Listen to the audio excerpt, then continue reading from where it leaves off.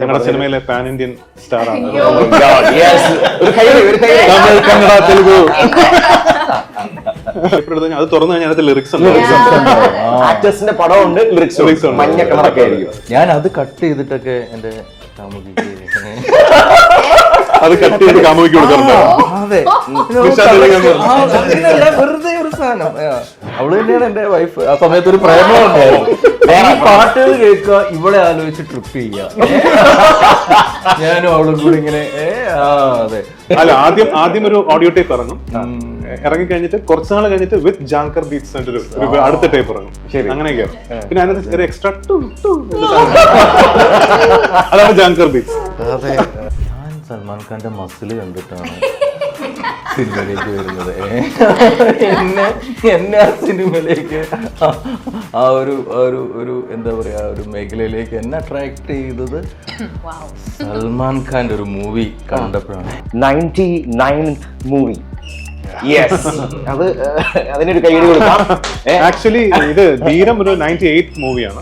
99 ഒറ്റക്കൊമ്പന്റെ ഷൂട്ടിംഗ് നടന്നുകൊണ്ടിരിക്കുകയാണ്. മേരി തക്ദീർ ഹൈ തൂ മച്ചൽ കെ സാമനെ ആ മേരി മെഹബൂബാ മേരി മെഹബൂബാ മേരി മെഹബൂബാ മേരി മെഹബൂബാ മേരി മെഹബൂബാ മേരി മെഹബൂബാ. ഇഞ്ചി മൈ മീൽ പാർട്ട്ണർ.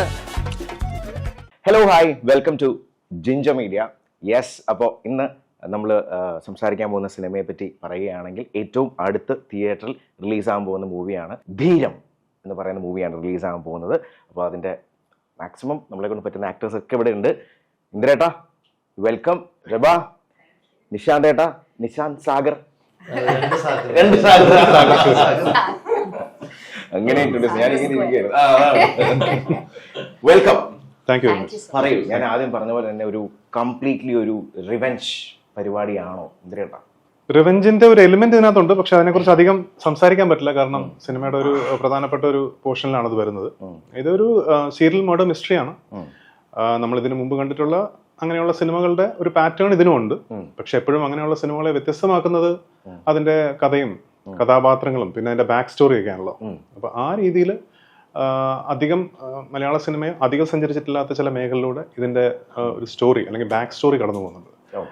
അതാണ് എന്നെ ഈ സിനിമയിലേക്ക് ആകർഷിച്ചത്. കാരണം എപ്പോഴും നമുക്കറിയാം, ഒരു മർഡർ മിസ്റ്ററി എന്ന് പറയുമ്പം ഒരു സൈഡിൽ ഇങ്ങനെ മർഡേഴ്സ് നടക്കുന്നു, അതിന്റെ ഇൻവെസ്റ്റിഗേഷൻ നടക്കുന്നു പാരലി, പിന്നെ നമ്മൾ അവസാനം ഒരാളെ കണ്ടെത്തുന്നു, പിന്നെ അയാളുടെ ബാക്ക് സ്റ്റോറി എന്ന് പറയുന്ന ഒരു ടെംപ്ലേറ്റ് ഉണ്ട്. പക്ഷെ കഥാപാത്രങ്ങൾ അല്ലെങ്കിൽ ഇതിന്റെ ഒരു കഥ എന്താണെന്നുള്ളത് അത് പറയുമ്പോൾ ഹൗ ഡിഫറെന്റ് ഇറ്റ് ഇസ് എന്നുള്ളതാണ് ഒരു സിനിമയെ വ്യത്യസ്തമാക്കുന്നത്. സോ ആ രീതിയിൽ എനിക്ക് ഈ സിനിമയിൽ ഒരു ഭയങ്കര പുതുമ തോന്നി.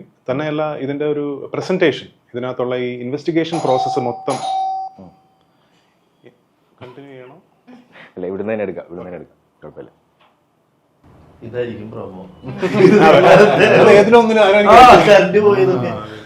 ഓക്കെ, ആ ഒരു ഹുക്കാണ് ശരിക്കും മറ്റേ അട്രാക്ട് ചെയ്യിപ്പിച്ച എലമെന്റ് എന്ന് വേണമെങ്കിൽ. തീർച്ചയായിട്ടും അത് ഞാൻ അധികം എനിക്ക് അതിനെ കുറിച്ച് പറയാൻ പറ്റത്തില്ല. പക്ഷെ ആ ഒരു സൈഡും വളരെ ഡിഫറെന്റ് ആണ്. ശരി, അപ്പൊ ഈ ഘടകങ്ങളൊക്കെയാണ് എന്നെ ഒരു സിനിമയിലേക്ക് ആകർഷിച്ചത്, അട്രാക്ട് ചെയ്യിപ്പിച്ചത്. അതെ, എന്നെ അട്രാക്ട് ചെയ്യിപ്പിച്ചത് അതെ ഇന്ദ്രനെ അട്രാക്ട് ചെയ്യിച്ച ഈ ഘടകങ്ങളുണ്ടല്ലോ. തീർച്ചയായിട്ടും. അപ്പം ഇന്ദ്രനൊരു മൂവി കമ്മിറ്റ് ചെയ്യുമ്പം അതെ, തീർച്ചയായിട്ടും ഇന്ദ്രന് കാര്യങ്ങൾ ഉൾക്കൊള്ളാനും അതിലൊരു അതെ. അപ്പം അതുകൊണ്ട് ഞങ്ങൾക്കൊക്കെ അത് കമ്മിറ്റ് ചെയ്യാൻ എളുപ്പമായിരുന്നു. അതെ, അതുകൊണ്ട് എളുപ്പമായിരുന്നു അല്ലേ? അതെ അതെ അല്ലേ. നോർമലി ഇല്ലേ, നിശാന്ത് വന്ന സമയത്തും എനിക്കങ്ങനെ ഇന്റർവ്യൂ അധികം അങ്ങനെ ഇപ്പം മിനിങ്ങാന്ന് ഇതിന്റെ ഇന്റർവ്യൂ ഉണ്ടായിരുന്നു, പ്രൊമോഷൻ. അപ്പൊ നിങ്ങൾ എല്ലാവരും ഉണ്ട്. നിശാന്ത് തന്നെ ഇന്നാണ് ജോയിൻ ചെയ്യുന്നത് ഇന്റർവ്യൂ പ്രോസസ്സിൽ. അപ്പൊ ആദ്യത്തെ ഒരു ഐസ് ബ്രേക്കിംഗ് ഉണ്ട് എന്ന് പറയുന്നുണ്ട്. അപ്പൊ ഇന്ത്യട്ടൻ പറയുന്നുണ്ട് ഫുൾ ഫോക്കസ്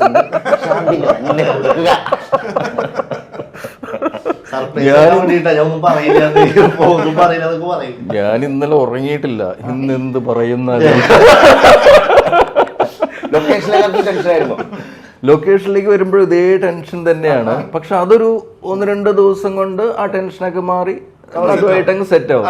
ഇവിടെ പിന്നെ അങ്ങനെ ഒരു സമയമില്ലല്ലോ. അതെ, ഇതെല്ലാം കഴിഞ്ഞ് തിരിച്ച് വീട്ടിലേക്ക് പോകുമ്പോഴായിരിക്കും സെറ്റ് ആവുന്നത്. അപ്പൊ ആലോചിക്കും, അങ്ങനെ പറയായിരുന്നു, കുറച്ചും കൂടെ ഒന്ന് ആഡ് ഓൺ ചെയ്യാമായിരുന്നു അതല്ലേ. അഡ്വാൻസ് ആയിട്ട് ഇവിടെ വന്നപ്പോൾ തന്നെ രബ ഒരു കൺഗ്രാറ്റ്സ് പറഞ്ഞിട്ടുണ്ടായിരുന്നു. ഓക്കെ, അത് വെച്ചാൽ നമുക്ക് സ്റ്റാർട്ട് ചെയ്യാം. How do you feel? അയ്യോ, ഒരുപാട് സന്തോഷം. അതെ, അങ്ങനെ ഒരു പ്രൊജക്റ്റിന്റെ ഭാഗമായിരുന്നു എന്ന് ഓർക്കുമ്പോൾ ഒരുപാട് സന്തോഷമുണ്ട്. സാഗർ, എന്താണ് വിശേഷം? എനിക്ക് തോന്നുന്നു സാഗറിന്റെ ഫസ്റ്റ് മൂവിയുടെ ഫസ്റ്റ് ഇന്റർവ്യൂ എനിക്ക് തോന്നുന്നു നമ്മളാണ് എടുത്തിരുന്നത് 2021 സംതിങ് അല്ലേ? അത് കഴിഞ്ഞിട്ട് നോക്കുമ്പോൾ ഒരുപാട് നല്ല ക്യാരക്ടേഴ്സ് കിട്ടുന്ന സിനിമകളിൽ നല്ല ക്യാരക്ടേഴ്സ് കിട്ടുക എന്നുള്ളതാണ് ഏറ്റവും വലിയൊരു കാര്യം. അങ്ങനെ നോക്കുമ്പോൾ യു ആർ സക്സസ്ഫുൾ എന്ന് തീർച്ചയായിട്ടും പറയാം. It's true. 1-2 മൂവി ആണെങ്കിലും അല്ലെ 3-4 മൂവി ആണെങ്കിലും ഉള്ളത് നല്ല ക്യാരക്ടേഴ്സ് ചെയ്യുമ്പോൾ എപ്പോഴും ഫീൽ സോ ഗുഡ്. അത് റബയായിട്ട് അത് കണക്ട് ചെയ്യാൻ പറ്റുന്ന ഒരു ചോദ്യം തന്നെയാണ്. ഞാൻ അതിലേക്ക് വരാം. സാഗർ അല്ലേ പറയൂ സാഗർ.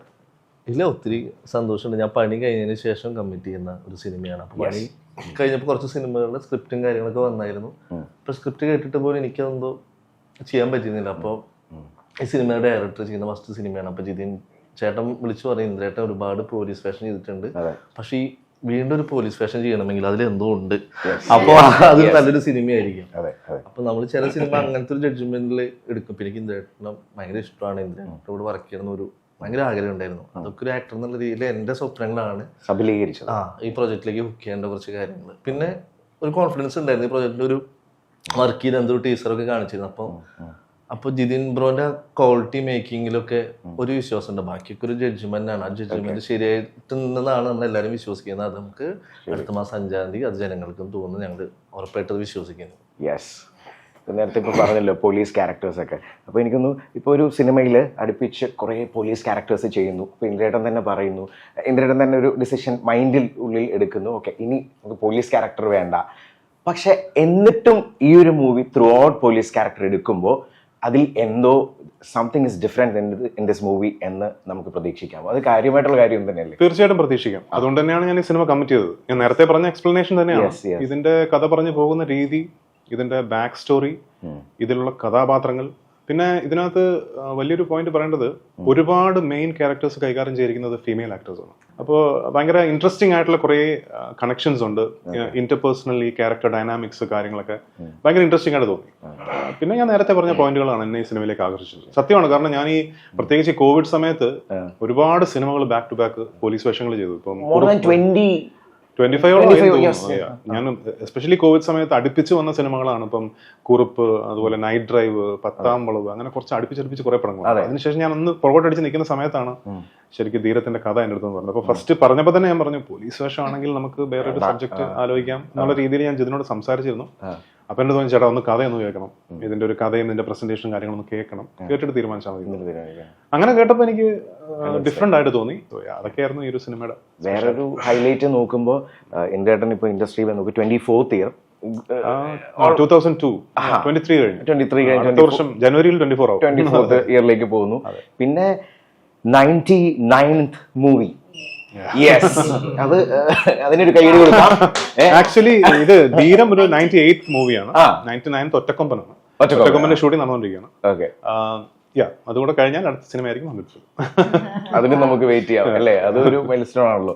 ഇപ്പൊ നമ്മൾ പലപ്പോഴും ഈ ക്ലാസ്മേറ്റ് സിനിമയുടെ കാര്യങ്ങൾ ഇപ്പോഴും നമ്മൾ പറയുമല്ലോ. അതിന്റെ റീസൺ അത് അത്രയ്ക്ക് ഗംഭീര ഒരു മൂവിയാണെന്നുള്ളത്. അപ്പം ഈ ഷൂട്ടിംഗ് ലൊക്കേഷനിലെ ഷൂട്ടിന്റെ ടൈം ഒന്നും പല ആൾക്കാരും നമ്മളെപ്പോലുള്ളവർ അറിയുന്നില്ല, അല്ലെങ്കിൽ കാണുന്നവർ അറിയുന്നത് എങ്ങനെ ഉണ്ടായിരുന്നു, ചാലഞ്ചിങ് ആണോ എന്നുള്ളത്. അപ്പൊ അതിനകത്ത് തന്നെ ഇന്ദ്രേട്ടൻ പറഞ്ഞിട്ടുണ്ട് അതിന്റെ ലാസ്റ്റ് സീൻസ് ഒക്കെ എടുക്കുമ്പോൾ കോളേജ് ഓപ്പൺ ചെയ്യാൻ ഇനി കുറച്ച് ദിവസങ്ങളേ ഉള്ളൂ, അത് കഴിഞ്ഞാൽ പിന്നെ ഷൂട്ട് അവിടെ ചെയ്യാനും പറ്റത്തില്ല.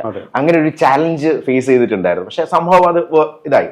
അങ്ങനെ ചാലഞ്ച് ഫേസ് ചെയ്ത ഒരു ലൊക്കേഷൻ ഉണ്ടെങ്കിൽ ഏതായിരിക്കും? അങ്ങനെ കുറെ സിനിമകളുണ്ട്. നമ്മളെ കൂടുതലും നമ്മൾ ഈ ഒരുപാട് ജൂനിയർ ആർട്ടിസ്റ്റും ഒരുപാട് ക്രൗഡും വരുന്ന സീക്വൻസസ് വിഷ്വലൈസ് ചെയ്യുമ്പോൾ പലപ്പോഴും വിചാരിച്ച സ്പീഡിൽ അല്ലെങ്കിൽ വിചാരിച്ച സമയത്ത് തീർക്കാൻ പറ്റാതെ പോകുന്ന ഒരവസ്ഥ പല സിനിമകളിലും ഉണ്ടായിട്ടുണ്ട്. ഇപ്പൊ ചെയ്തുകൊണ്ടിരിക്കുന്ന ഒറ്റക്കൊമ്പൻ തന്നെയാണെങ്കിലും പല സീക്വൻസസും ഭയങ്കര വലിയ സീക്വൻസസ് ആണ്. 1000 ജൂനിയർ ആർട്ടിസ്റ്റ്, 2000 ജൂനിയർ ആർട്ടിസ്റ്റ്. അപ്പം അങ്ങനെയുള്ള സീക്വൻസസ് എടുക്കാൻ നമ്മൾ എങ്ങനെ പ്ലാൻ ചെയ്താലും അത് ആ പ്ലാൻ ഒത്തു പോകണം എന്ന് നിർബന്ധമൊന്നുമില്ല. അതിപ്പം ഇത് മാത്രമല്ല, ഇപ്പം ആമേനിലും അങ്ങനത്തെ കുറെ സീക്വൻസസ് ഉണ്ട്. ക്ലാസ്മേറ്റ്സിന് പിന്നെ അങ്ങനത്തെ ഇതായിരുന്നില്ല. ക്ലാസ്മേറ്റ്സിൽ ഈ പറഞ്ഞതുപോലെ തീരാറാവുന്നു, കോളേജ് തുറന്നു കഴിഞ്ഞാൽ പെർമിഷൻ ഇല്ല. അപ്പൊ 12 ദിവസം ഉണ്ട്. അപ്പൊ 12 ദിവസം ഷൂട്ട് ചെയ്യാൻ ഒരുപാട് സീക്വൻസസ് ഉണ്ട്. അങ്ങനെ ഡേ ടൈം ഞങ്ങൾ കോളേജിൽ പോയി ഷൂട്ട് ചെയ്തിട്ട് നൈറ്റ് ടൈം ഹോസ്റ്റലിൽ ഷൂട്ട് ചെയ്ത് പിന്നെയും ഡേ ടൈം അവിടെ പോയി 2 മണിക്കൂർ 3 മണിക്കൂറൊക്കെ എല്ലാവരും ഉറങ്ങിയിരുന്ന ആ സമയത്ത്. അങ്ങനെ ഒരു 12 ദിവസം അടുപ്പിച്ച് ഷൂട്ട് ചെയ്തു. അപ്പൊ അന്ന് പിന്നെ പ്രായം 25 ഉള്ളൂ. അപ്പൊ പിന്നെ എല്ലാവരും കൂടെ ചില്ല് ചെയ്ത് ഹാപ്പി ആയിട്ട് ജോളി ആയിട്ട് അങ്ങ് പോയി. അപ്പോൾ അതൊരു എക്സ്പീരിയൻസ് അല്ലെ, എല്ലാവരും എക്സ്പീരിയൻസ് ആണല്ലോ. Every experience is A learning lesson എന്ന് പറഞ്ഞ പോലെ സിനിമയിൽ അങ്ങനെ ഒരുപാട് നല്ല experience. How are you? Good, fantastic. ഞാൻ നേരത്തെ ഞങ്ങളുടെ സിനിമയിലെ പാൻ ഇന്ത്യൻ സ്റ്റാർ ആണ്. Tamil, Kannada, Telugu on board. അപ്പോൾ നേരത്തെ പറഞ്ഞ ആ ഒരു പോയിന്റായിട്ട് ഞാൻ കണക്ട് ചെയ്യുക. ചെയ്യുന്ന മൂവിയുടെ എണ്ണം കുറവാണെങ്കിലും ചെയ്യുന്ന ക്യാരക്ടേഴ്സ് നല്ലത് ചെയ്യുക. യു ആർ സെലക്റ്റീവ് അല്ലെ. മൂവി വരുന്നതാണെങ്കിലും എല്ലാം എടുക്കുന്ന ഒരു വ്യക്തിയല്ല, എല്ലാവരും അങ്ങനെയാണ് എങ്കിലും ഞാൻ പറയുകയാണ്. അപ്പൊ അങ്ങനെ നോക്കുമ്പോൾ വൈ യു പിക്ക് ദിസ്? ധീരം ഡെഫിനറ്റ്ലി മെയിൻ റീസൺ എന്താന്ന് വെച്ചാൽ ഇത്രയും ഇന്റൻസ് ആയിട്ടുള്ള ഒരു ത്രില്ലർ ഞാൻ ചെയ്തിട്ടില്ല. ത്രില്ലർ ചെയ്തിട്ടുണ്ട്. One of the best thrillers I've done is Forensic അടിപൊളിയായിട്ട് വർക്കായി, ഓൾ ഓഫ് ദാറ്റ്. പക്ഷേ ക്യാരക്ടറൈസേഷൻ നോക്കുവാണെങ്കിലും പെർഫോമൻസ് ലെവൽസ് ഉണ്ടല്ലോ, levels of performing as an artist. എനിക്ക് തോന്നി ഇതിലാണ് എനിക്ക് ഏറ്റവും കൂടുതൽ I can give my all, show different layers and all of that. So ആ രീതിയിൽ നോക്കുമ്പോൾ firstly I have to say Jithin നമ്മുടെ ഡയറക്ടർ നറേറ്റ് ചെയ്യുന്ന സമയത്ത് തന്നെ the style of narration was phenomenal. നമ്മൾ അതിലാണ് first you have to be convinced. അതെ, ഇംപ്രസ്ഡ് ആയത് definitely was that. Second, of course, Indratan is doing the film. I've really been looking forward to working with him because he's one of the most phenomenal actors, performers. His eyes speak every emotion you need. There's nothing else that you need to, So I'm like, there has to be a reason why he's doing this film. നമുക്കൊരു ഫിലിമിൽ act ചെയ്യാനൊരു കൊതി വരിക എന്നൊക്കെ പറയുന്നത് ചിലപ്പോൾ സ്കൂളിൽ പഠിക്കുമ്പോഴൊക്കെ ആയിരിക്കും. അപ്പം അങ്ങനെ നോക്കുമ്പോൾ നിശാന്തേട്ടാ, ഞാനൊരു കാര്യം ചോദിച്ചോട്ടെ. സൽമാൻ ഖാൻ എന്ന് പറയുന്ന ഒരു വ്യക്തി കാരണമാണ് സിനിമയിലേക്ക് വന്നത് എന്ന് പറഞ്ഞാൽ ഇല്ല എന്ന് പറയരുത്. ഇല്ല എന്ന് പറയരുത്. ഇന്നാള് ഞാൻ ഒരു സ്ഥലത്ത് പറയുമായിരുന്നു, അതായത് സാറിന് സിനിമയിലേക്കൊക്കെ വരാനുള്ള ആഗ്രഹം വരിക, സിനിമയോടുള്ളൊരു ഇഷ്ടം, നല്ല സിനിമകൾ കണ്ടിട്ട്, നല്ല പെർഫോമൻസുകൾ കണ്ടിട്ട്. ഞാൻ സൽമാൻ ഖാന്റെ മസിൽ കണ്ടിട്ടാണ് സിനിമയിലേക്ക് വരുന്നത്. എന്നെ ആ സിനിമയിലേക്ക് ആ ഒരു എന്താ പറയാ, ഒരു മേഖലയിലേക്ക് എന്നെ അട്രാക്ട് ചെയ്തത് സൽമാൻ ഖാന്റെ ഒരു മൂവി കണ്ടപ്പോഴാണ്. 5 പഠിക്കുമ്പോൾ കണ്ടല്ലേ? അതെ, 7 ഇക്ലടുക്കി. അത് കണ്ടു അല്ല, ഒന്നുമില്ല, എന്തോ ഒരു അതെ, ഒരു ഫയർ അന്നേരം തോന്നി. ഇത് അല്ലാണ്ട് അന്നേരം സിനിമയിൽ അഭിനയിക്കുക എന്നുള്ളതല്ല, എനിക്ക് പുള്ളീനെ ഇമിറ്റേറ്റ് ചെയ്യണം തോന്നി. ഞാൻ പിറ്റേ ദിവസം അങ്ങനെ എന്തോന്ന് തോന്നുന്നു. ഞാൻ അങ്ങനെ ചിന്തിക്കാനുള്ള ഒരു പ്രായമല്ലല്ലോ. അപ്പൊ തന്നെ തുടങ്ങി ആ സിനിമ കണ്ടുകൊണ്ടിരിക്കുമ്പോ തന്നെ പതുക്കെ സൈഡിലേക്ക് പോയിട്ട് മറ്റേ പുഷപ്പ് എക്സസൈസ് ഒക്കെ തുടങ്ങിയത് അങ്ങനെയാ. അപ്പൊ എന്റെ ചേട്ടൻ എന്നെ കളിയാക്കിയടാ, അതൊക്കെ എത്ര കാലം കഷ്ടപ്പെട്ടൊക്കെ ഉണ്ടാകലാണ്, ചുമ്മാ അങ്ങ് പെട്ടെന്ന് അതങ്ങ് ചെയ്യുവാണെങ്കിൽ അതൊക്കെ സ്ഥിരം ചെയ്യേണ്ട കാര്യങ്ങളാണ് എന്നൊക്കെ പറഞ്ഞൊക്കെ ഓർക്കുന്നുണ്ട്. അങ്ങനെ അതെ, എനിക്ക് തോന്നുന്നു ഫസ്റ്റ് ഒരു, പിന്നെ ആ സമയത്തെ ഹിന്ദി പാട്ടുകൾ ഭയങ്കര ഇഷ്ടം, ഭയങ്കര ഹിറ്റ് പാട്ടുകളാണ്. രസമുള്ള കുറേ സോങ്സ്, ഒരുപാട് പാട്ടുകൾ. അങ്ങനെ ഒരു ലോകമായിരുന്നേ. അതാന്ന് തോന്നുന്നു പിന്നെ സിനിമയിലേക്ക് എത്തിച്ചത്. ഇതിനായിട്ട് ഇത് പറഞ്ഞപ്പോൾ റിലേറ്റ് ചെയ്തില്ല ചില സോങ്ങുകൾ, അല്ലെങ്കിൽ ആ സമയത്ത് ഏറ്റവും ഭയങ്കര റിലേറ്റ് ചെയ്ത്, ഇപ്പൊ ഭയങ്കര റിലേറ്റ് ചെയ്ത ഒരു സോങ് ഏതാ? ആ ഒരു ടൈം ഉദ്ദേശിച്ചത് ഒരുപാട് പാട്ടുകളുണ്ടല്ലോ ആ സമയത്ത്. ആ സമയത്ത് സോങ്സ് എന്ന് പറഞ്ഞാൽ ഒരു മെയിൻ ഘടകമാണ് സിനിമയുടെ എന്ന് പറഞ്ഞാൽ. കാരണം പാട്ടുകൾ കമ്പോസ് ചെയ്യുക, അതിനുവേണ്ടി ഒരു ലൊക്കേഷനിൽ പോവുക, അവിടെ ഷൂട്ട് ചെയ്യുക, അതൊരു സിനിമയുടെ ഒരു, എസ്പെഷ്യലി ബോളിവുഡ് ഫിലിംസിൽ ഭയങ്കര ഇമ്പോർട്ടന്റ് ആയിരുന്നല്ലോ. അപ്പോൾ ഞാൻ ആ സമയത്ത് കോളേജിലും സ്കൂളിലും ഒക്കെ സ്റ്റേജിലും ഒക്കെ പാടുമായിരുന്നു. അപ്പൊ ഇങ്ങനെയുള്ള ഒരുപാട് പാട്ടുകൾ പഠിച്ച് പാടുന്ന ഒരു കാലഘട്ടമായിരുന്നു ഈ പറഞ്ഞ കാലഘട്ടം എന്ന് പറയുന്നത്. ഒരു 90 early 90s. ഏറ്റവും കൂടുതൽ എനിക്കൊന്ന്, ഞാൻ ഏറ്റവും കൂടുതൽ സോങ്സിന്റെ കാര്യത്തിൽ എനിക്കൊന്ന് ഷാറുഖ് മൂവീസിൽ, ഇപ്പം ദിൽവാലെ ദുൽഹനിയ ലേ ജായേംഗെ അല്ലെങ്കിൽ ഡർ, പിന്നെ ആമിർ ഖാന്റെ ജോജിത വഹി സിക്കന്ദർ, അതെനിക്ക് ഓർമ്മയുണ്ട്. ഒരു വർഷത്തിൽ സീനിയർ സെക്ഷനിൽ ഞാൻ അത് പാടി, ജൂനിയർ സെക്ഷനിൽ പൃഥ്വി അത് പാടി. കോമ്പറ്റീഷനിൽ സ്കൂളിൽ. സോ അങ്ങനെ ഒരുപാട് പാട്ടുകളുണ്ട്. ദീവാന. അയ്യോ, എത്ര പാട്ടുണ്ട്, ഒരുപാട് പാട്ടുണ്ട്. ഓർക്കുമ്പോ തന്നെ ഇപ്പോഴും നദീം ശ്രവൺ ആ ഒരു ടൈം, ജതിൻ ലളിത്, നദീം ശ്രവൺ ആ ടൈമിൽ. വിത്ത് ജാങ്കർ ബീറ്റ്സ്. അതെ അതെ അതെ. അല്ല, ആദ്യം ഒരു ഓഡിയോ ടേപ്പ് ഇറങ്ങും. ഇറങ്ങി കഴിഞ്ഞിട്ട് കുറച്ച് നാൾ കഴിഞ്ഞിട്ട് വിത്ത് ജാങ്കർ ബീറ്റ്സ് ഒരു അടുത്ത ടേപ്പ് ഇറങ്ങും. അങ്ങനെയൊക്കെയാണ്. പിന്നെ അതിനകത്ത് ഒരു എക്സ്ട്രാ അതാണ് ജാങ്കർ ബീറ്റ്സ്.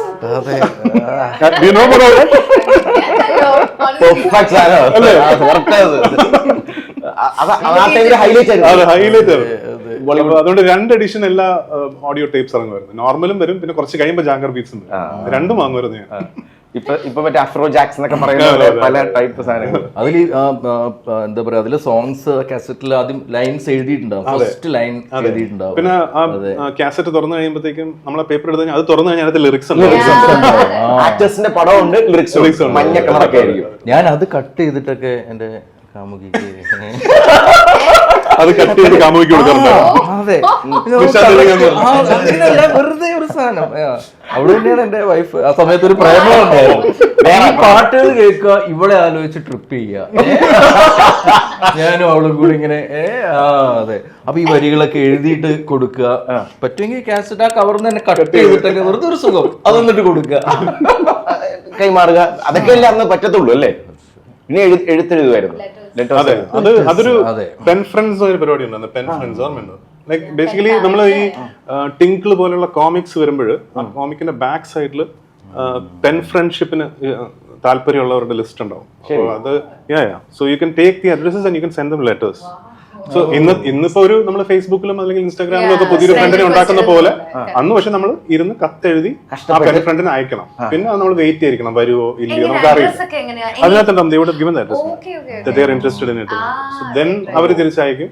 പിന്നെ അങ്ങനെ ചില സമയത്ത് you talk and then you become friends with them. അങ്ങനെയായിരുന്നു. ഇന്നിപ്പോ പെട്ടെന്ന് നമ്മൾ എടുത്തൊരു മെസ്സേജ് അയച്ച ഫ്രണ്ട് ആയല്ലോ. അന്ന് പക്ഷെ ഒരു 10 ദിവസം അങ്ങോട്ട് കത്ത് പോയി, ഇങ്ങോട്ട് വന്ന് എല്ലാം കൂടെ കുറെ സമയം ടൈം കൺസ്യൂം. പെൻ ഫ്രണ്ട്ഷിപ്പ് എന്ന് പറയുന്നത് ഭയങ്കര അത് പലരും പ്രോത്സാഹിപ്പിക്കുന്നു. കാരണം നമ്മുടെ റൈറ്റിംഗ് ഹാബിറ്റ്സ്, നമ്മൾ എഴുതുന്ന രീതി, അതൊക്കെ ബെറ്റർ ആവുമായിരുന്നു. ഇത് തിരിച്ചു വരുന്നത് വെയിറ്റ് ചെയ്തിരിക്കും അത് കിട്ടാൻ വേണ്ടി. അതെ, ഞാൻ കേട്ടിട്ടുണ്ട്. ഇപ്പൊ എന്തിനും പറയുമ്പോഴാണ് ഞാൻ കോമിക്സ്, മിക്ക കോമിക്സിന്റെയും കുട്ടികൾക്ക്, ഐ മീൻ അത് ഈ കുട്ടികളാണ്, സ്റ്റുഡന്റ് ഫ്രണ്ട്ഷിപ്പ് ആണ്. അപ്പൊ അതുകൊണ്ട് പല കോമിക്സിന്റെ ഒക്കെ ബാക്കിൽ ഇങ്ങനെ പെൻ ഫ്രണ്ട്ഷിപ്പിന്റെ മമ്മൂക്ക ലാലേട്ടന്റെ കൂടെ ഒക്കെ നമ്മൾ സ്ക്രീൻ സ്പേസ് അല്ലെങ്കിൽ നമ്മൾ ആക്ട് ചെയ്യാന്നൊക്കെ പറയുമ്പോൾ ഇറ്റ്സ് ലൈക്ക് എ വെരി ഒരു ഓണർ അല്ലെങ്കിൽ.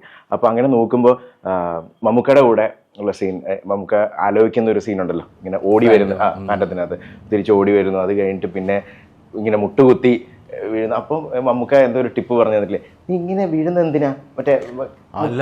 അത് അങ്ങനെ വന്ന് വീഴുന്ന ഷോട്ട് എടുത്തപ്പം കുറച്ച് കഴിഞ്ഞപ്പം മമ്മൂക്കയുടെ അസിസ്റ്റന്റ് എൻ്റെ അടുത്ത് വന്ന് എനിക്ക് ഒരു പാഡ് കൊണ്ടു തന്നു. മമ്മൂക്കയുടെ കയ്യിലുണ്ടായിരുന്ന പാഡ്. ആ മുട്ട് അങ്ങനെ വീഴുമ്പം വേദനിക്കാണ്ടിരിക്കാൻ വേണ്ടി ആ സിനിമയിലെ അനിയനോടുള്ള അതേ കരുതൽ മമ്മൂക്ക എനിക്ക് അവിടെ തന്നു. അതെ, അതൊക്കെ ഭയങ്കര, നമ്മൾ അത്രയും അതേ ആരാധിച്ചൊരു ആക്ടറുടെ കൂടെ അഭിനയിക്കാനും ആ ഒരു കെയർ കിട്ടുകയും അതൊക്കെ എല്ലാം ഭയങ്കര സന്തോഷം തന്ന കാര്യങ്ങളാണ്.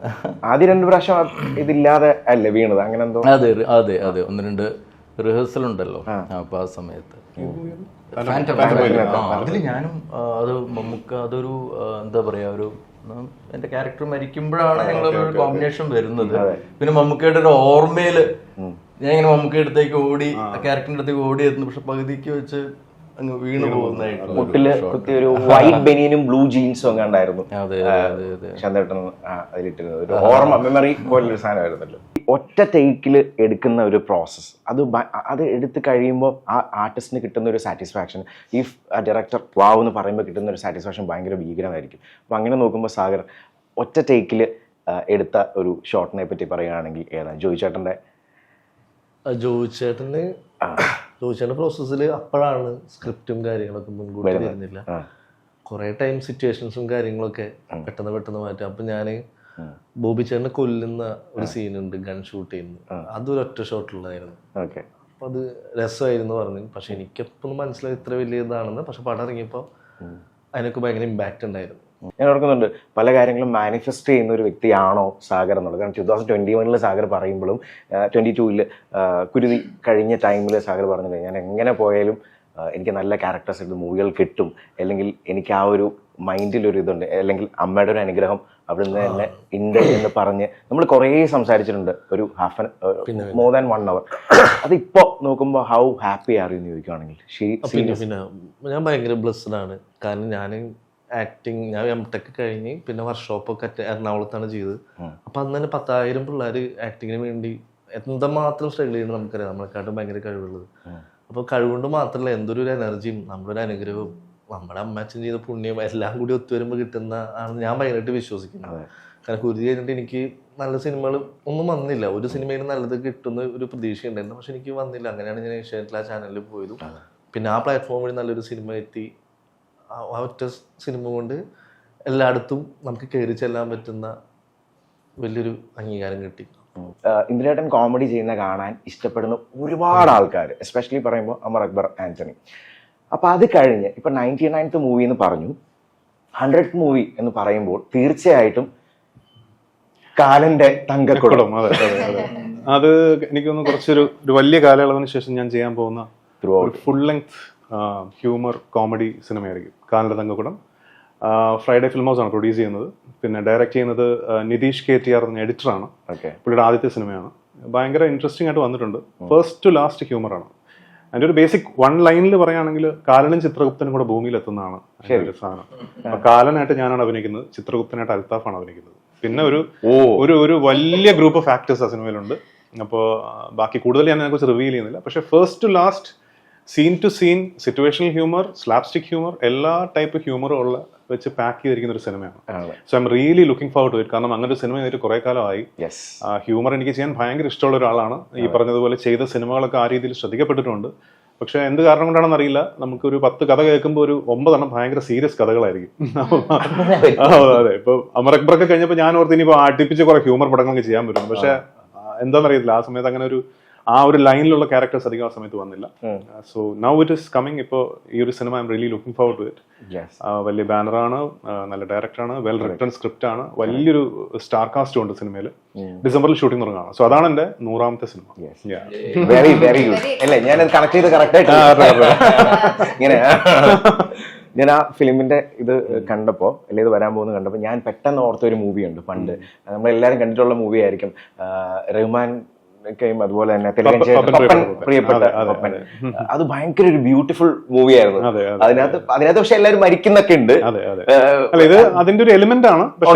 കഥയും കാര്യങ്ങളൊക്കെ വേറെ ഡിഫറെന്റ് ആണ്. ഭയങ്കര കുറച്ചൊരു ഫാന്റസി, ഹ്യൂമർ, ഭൂമിയിൽ നടക്കുന്ന കാര്യങ്ങള്, അങ്ങനെയുള്ള ഇൻട്രസ്റ്റിംഗ് ആയിട്ടുള്ള കുറച്ച് സാധനങ്ങളുണ്ട്. അധികം സംസാരിക്കാൻ പറ്റത്തില്ല, അതെന്തായാലും കലക്കാം. ഓക്കെ, ഫൈനലി ഒരു ചെറിയൊരു സെഗ്മെന്റ്, ഷോർട്ട് ക്വസ്റ്റ്യൻസ്, അതുകൊണ്ട് നമുക്ക് വൈൻഡ് അപ്പ് ചെയ്യാം. റെഡി? ഓക്കെ അല്ലേ? ഓക്കെ, ഫസ്റ്റ് ക്വസ്റ്റ്യൻ ആണ്. ഏതെങ്കിലും ഒരു സിനിമ കണ്ടിട്ട് അല്ലെങ്കിൽ ഒരു മൂവി കണ്ടിട്ട് യെസ്, ഈ ഒരു ക്യാരക്ടർ കറക്റ്റ് എന്നെ പോലെ തന്നെയാണ്, ഓക്കെ, അങ്ങനെ ഒരു ക്യാരക്ടർ ഏതെങ്കിലും ഒരു സിനിമയിൽ തോന്നിയിട്ടുണ്ടെങ്കിൽ അത് ഏതായിരിക്കും? അത് ഹിന്ദി ആവാം, മലയാളം ആവാം, എന്തും ആവാം. യെസ്, എവിടെയോ എൻ്റെ ഒരു ട്രേറ്റ് ഉണ്ട്, അല്ലെങ്കിൽ ദിസ് ഇസ് മീ, സ്വാഭാവികമായിട്ടും തോന്നായിരിക്കും.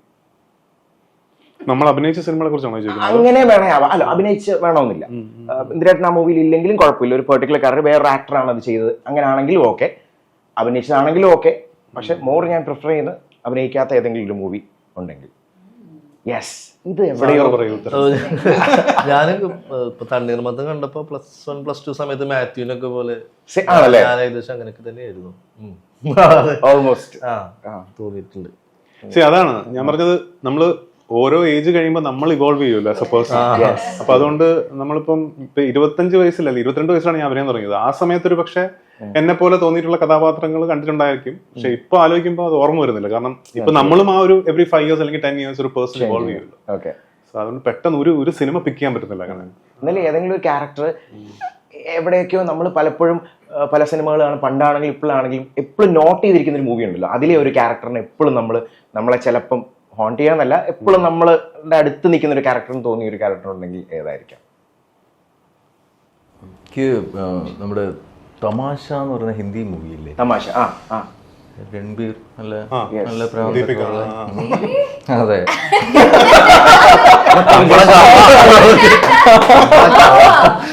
ആ അവസ്ഥകളിലൂടെ എല്ലാം ഞാൻ കടന്നു വന്നിട്ടുണ്ട്. Corsica stays in Corsica, അല്ലേ? മനസ്സിലായല്ലോ. അയ്യോ ഇത് എന്റെ കഥയാണല്ലോ. പക്ഷെ അതെ ഈ പറഞ്ഞ പോലെ അതെ ഞാൻ എപ്പോഴും ഇങ്ങനെ ആഗ്രഹിക്കാറുണ്ട് അതിൽ ആ ക്യാരക്ടർ ഇവോൾവ് ചെയ്ത് എത്തുന്ന ഒരു തലമുണ്ട്. അതെ അതുപോലെയൊക്കെ തന്നെ ആവണം എന്റെയും. അങ്ങനെയുള്ള ഈ പറഞ്ഞ സീൻസും സീക്വൻസസും റിലേറ്റ് ചെയ്യാൻ പറ്റുന്ന സിനിമകളുണ്ടായിരുന്നു.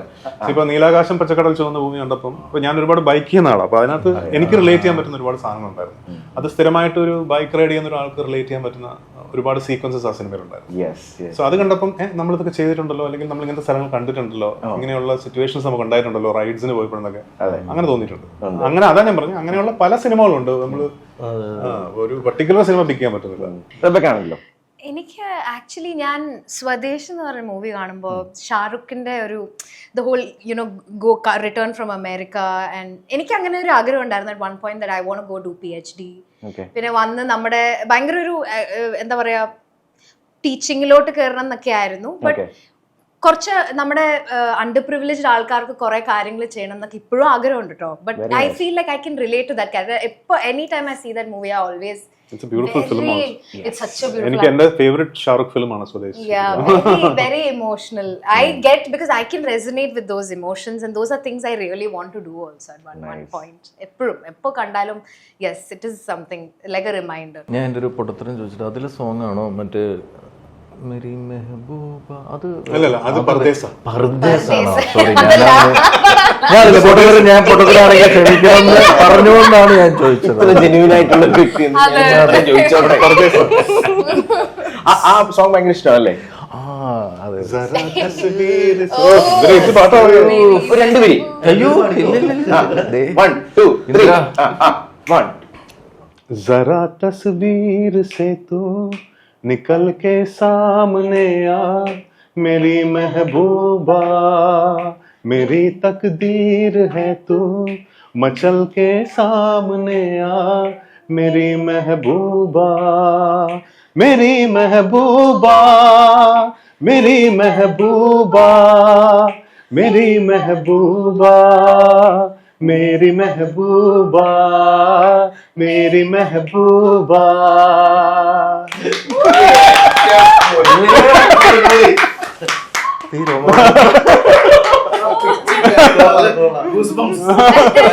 Wow, ഡാൻസായി ഇപ്പൊ പാട്ടായി.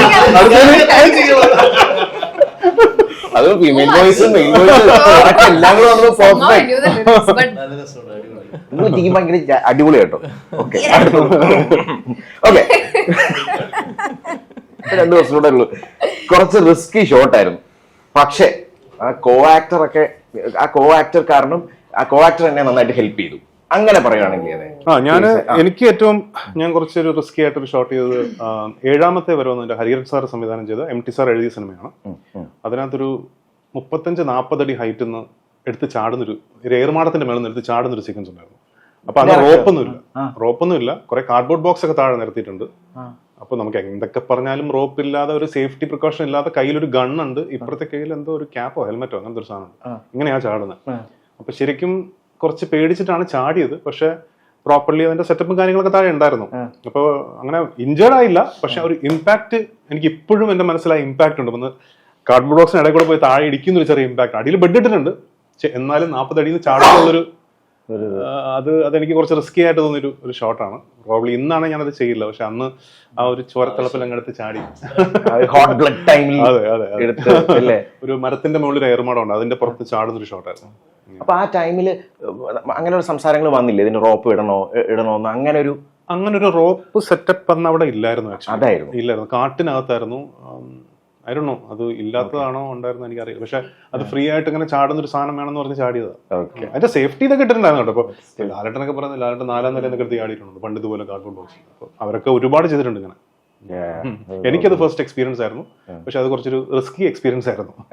ഇപ്പൊ ഓർക്കുമ്പോ ഒരു വീണ ഹിറ്റ് ചെയ്ത.